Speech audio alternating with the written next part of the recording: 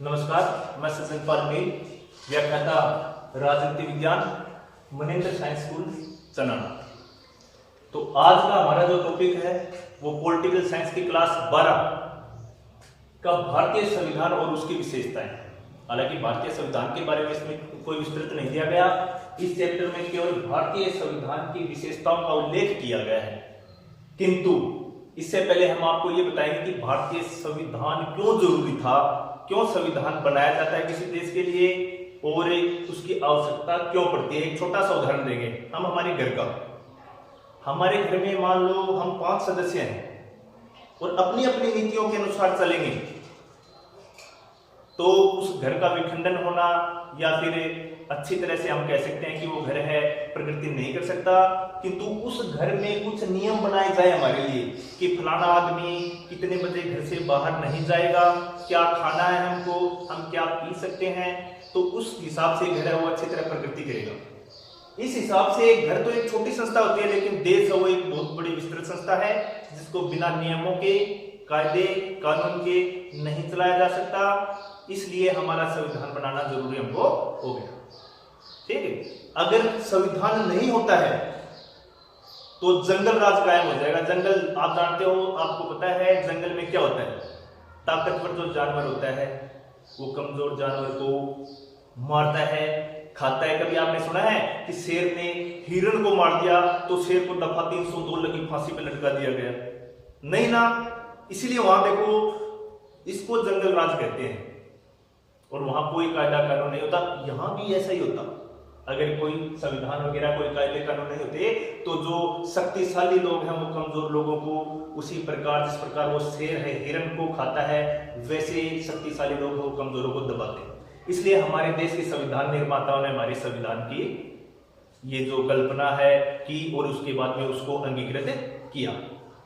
ये कोई एक आकस्मिक घटी हुई घटना नहीं है कि एक दिन में हमारा संविधान बन गया या जो हमारा संविधान है उसको किसी एक व्यक्ति ने बना दिया। इसमें संविधान सभा की पूरी टीम शामिल हुई थी और वे लोग जो जनता के प्रिय थे, हर तबके से, हर समाज से, हर तरह से, हर जाति से उस समय संविधान सभा में शामिल हुई थी। जिस संविधान सभा को संविधान बनाने में लगभग 2 वर्ष 11 माह और 18 दिन का समय लगा था, यानी कि लगभग 3 साल ही हो जाते हैं। इतना समय क्यों लगा? क्योंकि प्रत्येक अनुच्छेद पर, प्रत्येक इसके अनुच्छेद पर विचार विमर्श होता था, जिसमें 2 से 5, 10 दिन भी लग जाते थे।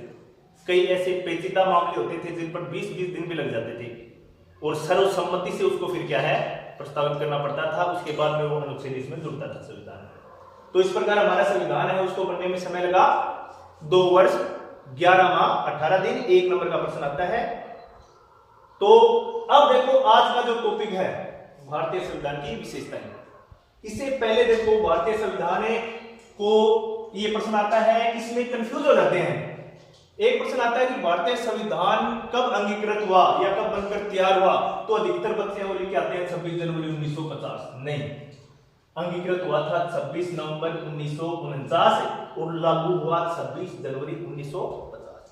वैसे ही जैसे हमारे घर में रोटियां बनाई जाती हैं 10 बजे, लेकिन खाई जाती है उनको 11 बजे, तो खाने का समय क्या हुआ 11 बजे और बनाने का समय 10। उसी प्रकार हमारा संविधान बनकर तैयार हो गया 26 नवंबर 1949 और देश में लागू हुआ 26 जनवरी 1950। इसीलिए हम हर वर्ष 26 जनवरी को गणतंत्र दिवस के रूप में मनाते हैं। प्रश्न आ जाता है कि 26 जनवरी को गणतंत्र दिवस के रूप में क्यों मनाया जाता है, तो इसका उत्तर क्या होगा कि इस दिन हमारे देश में संविधान लागू हुआ था। ठीक है, अब जो मेन टॉपिक है भारतीय संविधान की विशेषताएं। मेन जो 5 विशेषताएं इसकी वो मैं आपको बताऊंगा। 4 नंबर का प्रश्न आता है। तो सबसे पहले इसकी विशेषता है विश्व का सर्वाधिक विस्तृत संविधान, या हम कह सकते हैं कि विश्व का सबसे विशाल संविधान या विश्व का सबसे बड़ा संविधान। क्यों है वो? इसलिए है कि भारतीय संविधान में 395 से अधिक अनुच्छेद है। ये लागू हुआ था तब 395 अनुच्छेद थे, अब ये इनकी संख्या है वो और भी बढ़ गई है। ठीक है, और इसमें 12 अनुसूचियां हैं, 22 भाग है 5 परिशिष्टि हैं, जो इतनी परिशिष्टि विश्व के किसी भी देश के संविधान में इतने अनुच्छेद नहीं है, और आज तक इसमें 101 से अधिक संशोधन भी किए जा चुके हैं।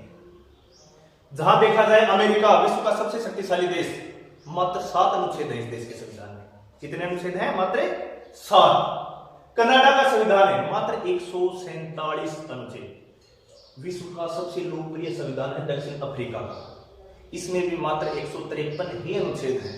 लेकिन भारतीय संविधान में कितने अनुच्छेद हैं? 395 प्लस, यानी कि 395 से अधिक। इसलिए हम कह सकते हैं कि भारतीय जो संविधान है वो विश्व का सबसे बड़ा संविधान है, 395 से अधिक। 4 नंबर का प्रश्न आता है, भारतीय संविधान की विशेषताएं बताइए। लेकिन कई बार 1-2 नंबर का प्रश्न भी बीच में से दे देते हैं। क्या कहेंगे कि बताओ कि भारतीय संविधान विश्व का सबसे विस्तृत संविधान क्यों है? तो उसका उत्तर क्या होगा कि भारतीय संविधान में निर्माण के समय 395 अनुच्छेद थे, और आज इसमें इससे भी अधिक अनुच्छेद हो गए हैं। ठीक है, और जहां कनाडा के संविधान में मात्र 147 अनुच्छेद, अफ्रीका के संविधान में 153 अनुच्छेद, और अमेरिका के संविधान में मात्र 7 अनुच्छेद हैं। कितने अनुच्छेद हैं? 7। और जबकि भारतीय संविधान में 395 से अधिक अनुच्छेद हैं, इसलिए ये विश्व का सबसे विशाल संविधान है। तो पहला जो इसका पॉइंट है वो क्लियर होता है कि भारतीय संविधान है वो विश्व का सबसे बड़ा संविधान है। क्यों? अलग से प्रश्न भी आ सकता है, और एक नंबर के जो छोटे प्रश्न आते हैं, 10 प्रश्न आएंगे, उनमें से प्रश्न कई बार पूछा जाता है कि कनाडा के संविधान में कितने अनुच्छेद हैं, तो इसका उत्तर होगा 147। अफ्रीका, दक्षिण अफ्रीका है, उसके संविधान में कितने अनुच्छेद हैं? 153। अमेरिका के संविधान में कितने अनुच्छेद हैं? 7। इस प्रकार के एक नंबर का भी जो प्रश्न आता है वो भी इससे क्लियर होता है। तो देखो 1 नंबर का प्रश्न क्लियर हो गया, 2 का हो गया, और 4 का चल रहा है। ठीक है, जरूरी नहीं है कि 4 का ही आता है, पार्ट में भी आ जाएगा, 1 नंबर का भी आ जाएगा, 2 नंबर के भी आ जाएंगे, ये आवश्यकता है 4 नंबर का भी आ जाएगा। दूसरी जो इसकी विशेषता है वह है मौलिक अधिकार। जो नागरिक है उनकी स्वतंत्रता को कायम रखने के लिए और दूसरे व्यक्तियों के हनन से बचाने के लिए भारतीय संविधान ने नागरिकों को 7 मौलिक अधिकार दिए थे। कितने मौलिक अधिकार दिए थे? 7। लेकिन किसी कारणवश एक जो मौलिक अधिकार है, संपत्ति का मौलिक अधिकार है, उसको मौलिक अधिकारों की श्रेणी से हटा दिया गया, क्योंकि राजकीय कार्यों में वो बाधा उत्पन्न कर रहा था। ठीक है, अब हमारे जो 6 मौलिक अधिकार बचते हैं वो है सबसे पहले समता का अधिकार, जिसको हम समानता का अधिकार भी बोलते हैं। दूसरा स्वतंत्रता का अधिकार, तीसरा शिक्षा और संस्कृति का अधिकार, चौथा धार्मिक स्वतंत्रता का अधिकार, पांचवा शोषण के विरुद्ध अधिकार, और छठा संवैधानिक उपचारों का अधिकार। अगर इनको हम क्रम में लिखते हैं, अगर आपको इनको क्रम में लिखना है तो सबसे पहले समता का अधिकार, फिर स्वतंत्रता का अधिकार, फिर शोषण के विरुद्ध अधिकार, फिर धार्मिक स्वतंत्रता का अधिकार, और इसके बाद में शिक्षा और संस्कृति का अधिकार, और सबसे अंत में है कौन सा? संवैधानिक उपचारों का अधिकार, जिनको हम अध्याय 2 में विस्तृत पढ़ेंगे। ठीक है, तो दूसरा जो हमारा जो ये विशेषता है वो क्या है? मौलिक अधिकार, यानी कि कितने अधिकार दिए गए हमारे को? 6 मौलिक अधिकार दिए गए थे 7, लेकिन वर्तमान में कितने हैं? 6। ठीक है, कई बार बहुत बार 1 नंबर का प्रश्न आता है कि भारतीय संविधान में कौन सा मौलिक अधिकार है जिसको मौलिक अधिकारों की श्रेणी से हटा दिया गया, तो उसका उत्तर होगा संपत्ति का मौलिक अधिकार। वो अब सिर्फ एक सामान्य कानून है। इसके बाद में तीसरी जो विशेषता है वो पंथ निरपेक्ष राज्य, इसको हम धर्मनिरपेक्ष भी बोल सकते हैं। धर्मनिरपेक्ष का अर्थ होता है ऐसा देश या ऐसा संविधान जिसके अंतर्गत सभी धर्मों को, चाहे वो हिंदू धर्म हो, इस्लाम धर्म हो, सिख, ईसाई, जैन, बौद्ध, पारसी, कोई भी धर्म हो, सभी को समानता का दर्जा दिया गया है। भारत का कोई भी व्यक्ति है वो मंदिर भी जा सकता है, मस्जिद में भी जा सकता है, गुरुद्वारे में जा सकता है, चर्च में भी जा सकता है, किसी धर्म को भी अपना सकता है। इसके अलावा यहाँ पर सभी धर्मों को समान संरक्षण भी प्रदान करता है। सरकार किसी भी धर्म के साथ भेदभाव नहीं करेगी। पाकिस्तान हमारा पड़ोसी देश है, वो धर्मनिरपेक्ष नहीं है। क्यों? क्योंकि वहां पर इस्लाम धर्म है, उसको राजकीय धर्म का दर्जा दिया गया है। देखो, आपने सुना होगा कि हमारा राष्ट्रीय पक्षी है वो मोर है, हमारी राजकीय भाषा हिंदी है, राष्ट्रीय पशु भी सुना होगा आपने, राष्ट्रीय पक्षी भी सुनी होगी, लेकिन आपने इसके अलावा कभी हमारा राजकीय धर्म सुना है क्या? कोई है?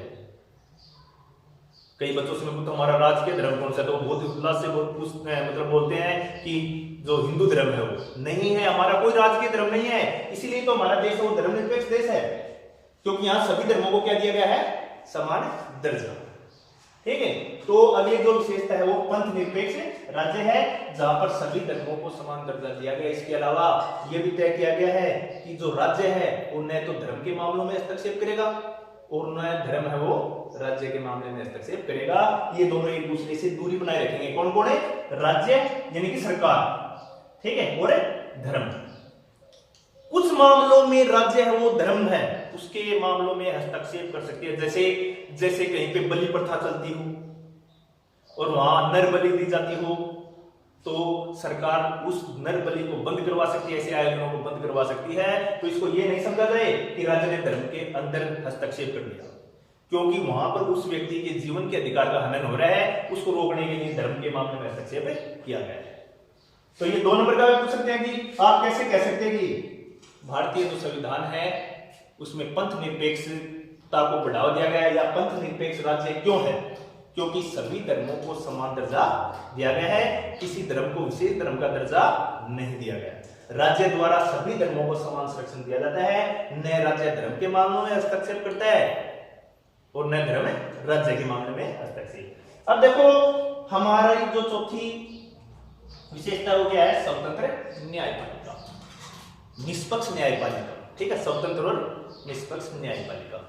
तो भारतीय संविधान के अंतर्गत नागरिकों के मूल अधिकारों की रक्षा के लिए एक स्वतंत्र और निष्पक्ष न्यायपालिका का गठन किया गया है, जिसके अंतर्गत अगर हमारे किसी भी अधिकार को किसी व्यक्ति के द्वारा या सरकार के द्वारा अगर अधिकृत किया जाता है या उसको छीना जाता है, तो आपने सुना होगा भाई फलाने आदमी है उसके अधिकार हनन हो गया, उसने केस कर दिया या वो न्यायालय में चला गया, वो इसी अधिकार के अंतर्गत जाते हैं अपने।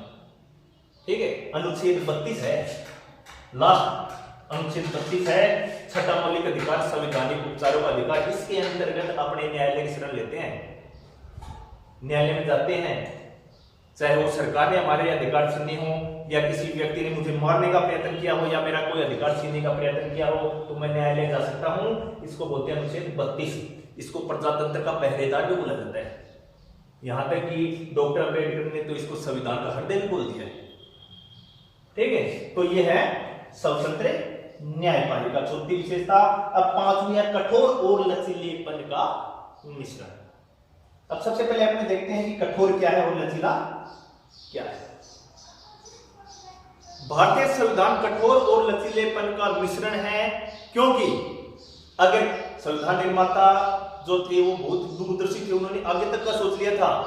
जैसे ये चौक है, ये कठोर है, अगर इसको मैं मोड़ने की कोशिश करूंगा तो ये देखो टूट जाएगी।